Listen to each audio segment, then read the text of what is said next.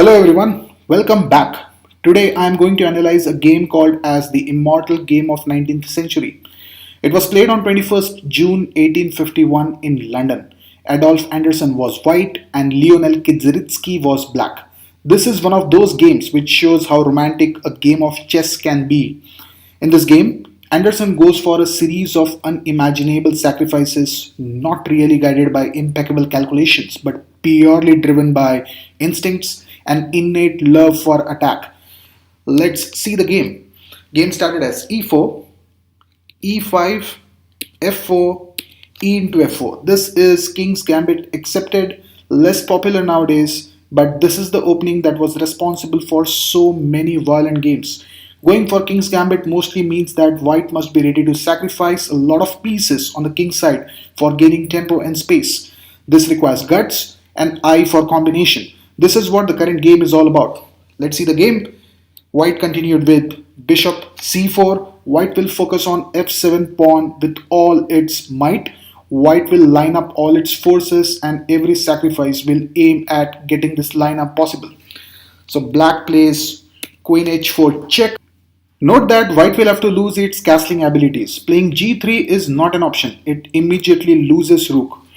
For example, if you play g3, it will lead to f into g3, h into g3, queen into h1 and black wins. And hence, after queen h4 check, black plays king f1. Okay, now the game continues as b5. Black attempts to deflect the white bishop from its focus on f7.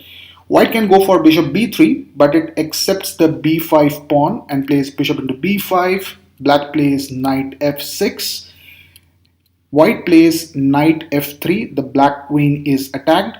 Black plays queen h6. It is important for white to open up the f file, while black is attempting to foil this plan of white. Hence, black queen goes to a square from where it can protect its f4 pawn. So white plays d3, opening up bishop's attack on f4. Black plays n h5, adding protection to f4.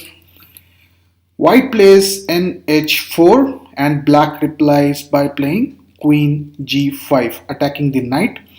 Knight goes to f5. This is a beautiful outpost for the white knight. Black plays c6. Idea is to enable activity of bishop on c8, which is unable to move due to the pinned d7 pawn. White plays g4. The f4 pawn is pinned by the bishop on c1 and hence en passant is not possible here.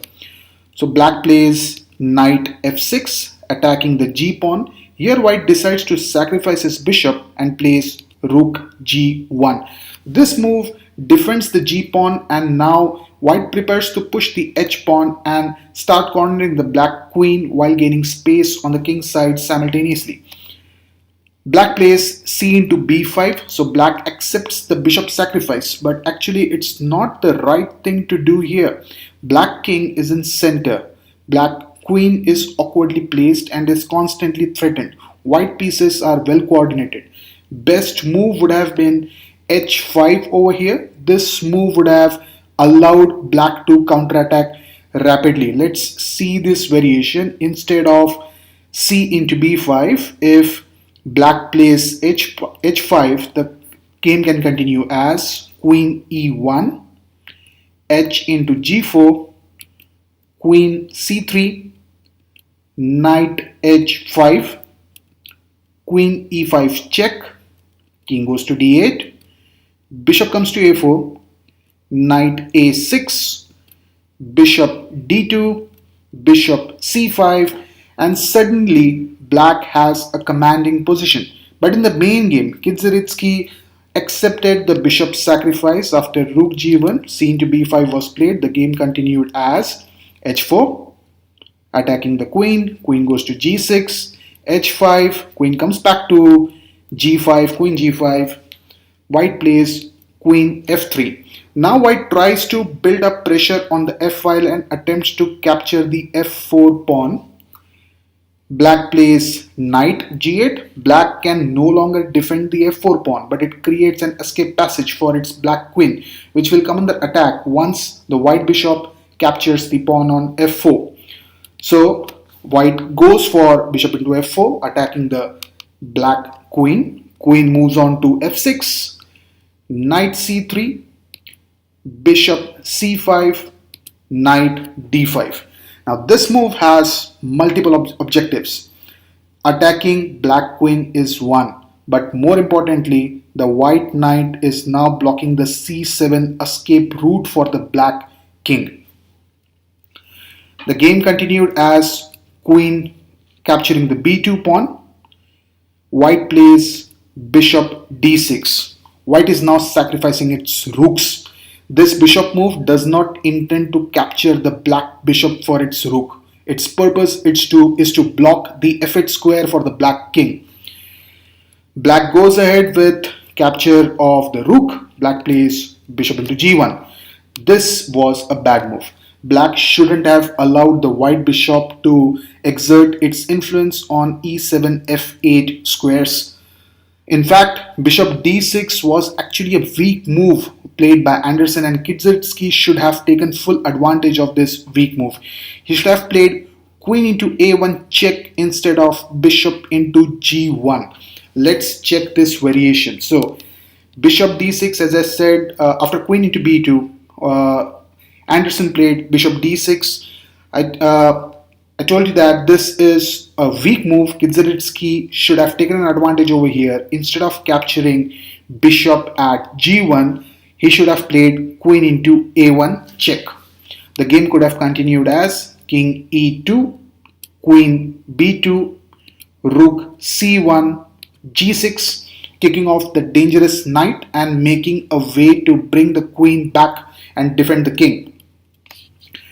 Knight c7 check, king d8, queen f4, g into f5, bishop into c5, knight a6, knight into a8, knight into c5, queen c7 check, king e7, queen into c5 check, d6, queen into c8, queen into c1, g into f5, h6, knight c7, knight f6, queen into h8, queen into c2 check, king e1, queen into c7, queen into h6, queen c2, and this position is actually winning for black. Okay, let's go back to the main game where black played queen into b2 and white played bishop d6. This is where I said that instead of playing bishop into g1, black should have played queen into a1 check, and this should have been winning for black. Remember, in this position, you cannot capture the white bishop here at d6. It leads to mate in 4 moves. Can you find out how? Alright, pause this video, take 5 seconds and find out how bishop into d6 will lead to checkmate in 4 moves. Ready? Did you find it? Alright, the first move is knight into d6.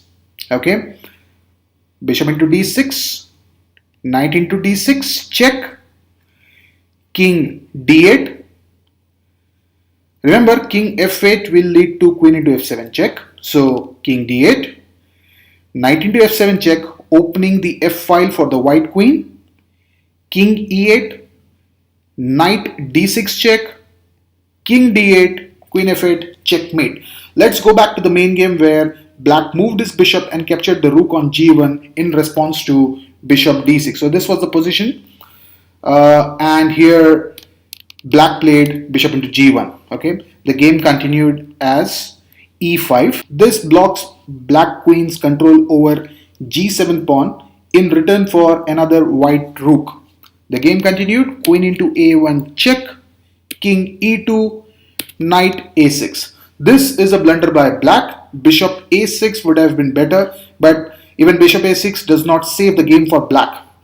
Okay, so for example, to king e2, if black plays bishop a6, which is actually a better move than knight a6, the game can continue as knight c7 check, king d8, knight into a6. Threat is checkmate starting with b c7 check. For example, if black plays queen into a2, then queen into a2, bishop c7 check, king e8, knight b4, queen e6, queen into a8, f6, queen into b8 check, king f7, knight d6 check, king e7, queen e8 checkmate. Okay, but in the main game, 2 king e2, black played knight a6. The game continued as knight g7 check.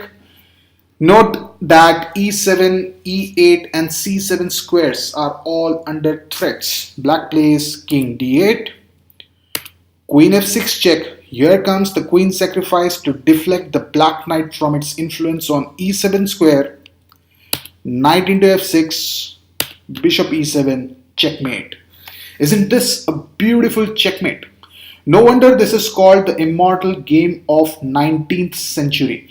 Thanks for watching this video.